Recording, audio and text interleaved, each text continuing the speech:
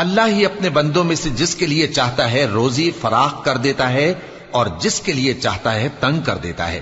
بے شک اللہ ہر چیز سے واقف ہے۔